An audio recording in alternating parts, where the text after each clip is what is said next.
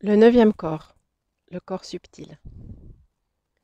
Notre âme et nos corps subtils résident en dehors de notre corps physique. Ils ne sont pas de ce monde et ne sont pas localisables. Cependant, nous pouvons nous mettre en phase avec eux par la conscience. Notre corps subtil porte les empreintes de nos vies antérieures qui doivent être purifiées dans notre incarnation physique pour pouvoir atteindre la pureté de la conscience. Notre corps subtil opère à partir d'états non physiques et supérieurs de sensibilité énergétique et exprime les aspects raffinés ou psychiques de la polarité fluide de notre âme, à laquelle nous accédons d'abord par le sentiment et la conscience instinctive dans notre corps émotionnel. Le corps subtil transporte l'âme du monde physique vers les éthers au moment de la mort. Il est un des mystères à maîtriser.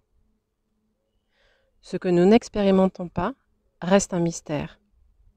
La maîtrise consiste à atteindre l'unité avec ce que nous souhaitons connaître. Les qualités du corps subtil sont la sérénité, le calme, la subtilité.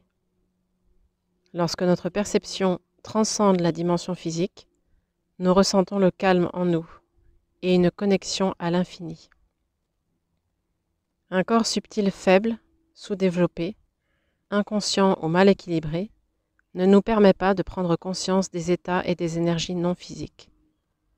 Cette déconnexion entraîne un sentiment d'agitation et un manque de paix intérieure. Nous sommes dispersés, confus et inconscients de ce que sont ou font nos énergies subtiles. Nous pouvons perdre de l'énergie, nous sentir fatigués et épuisés, sans savoir ni pourquoi ni comment cela se produit. Nous savons que quelque chose ne va pas, mais la cause reste un mystère et une source de frustration.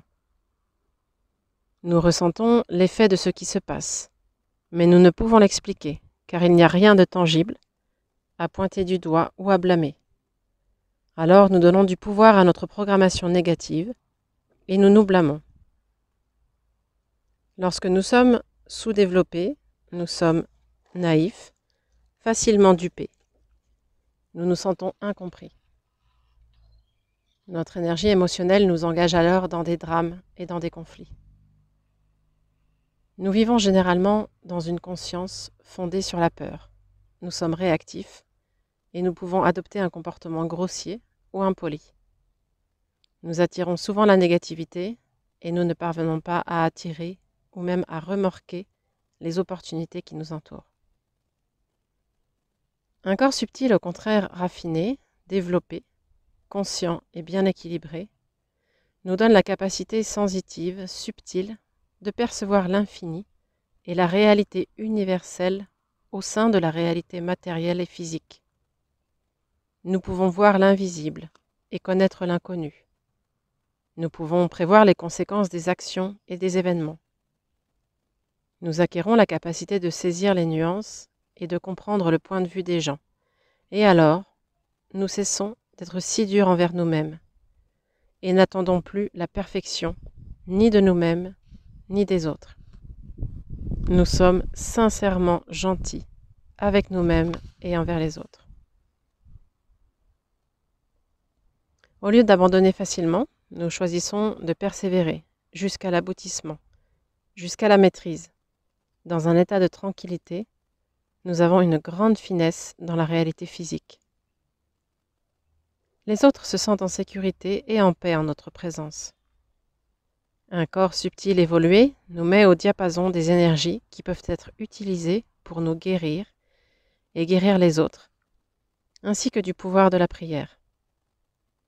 Notre énergie émotionnelle raffinée devient une source de plaisir, de vitalité et de subsistance. Nous attirons à nous ce dont nous avons besoin, et même plus encore. Nous sommes en paix dans notre corps et vivons dans la conscience de notre âme. Rien ne vient alors troubler l'eau du lac de calme dans lequel nous buvons, le nectar de l'infini.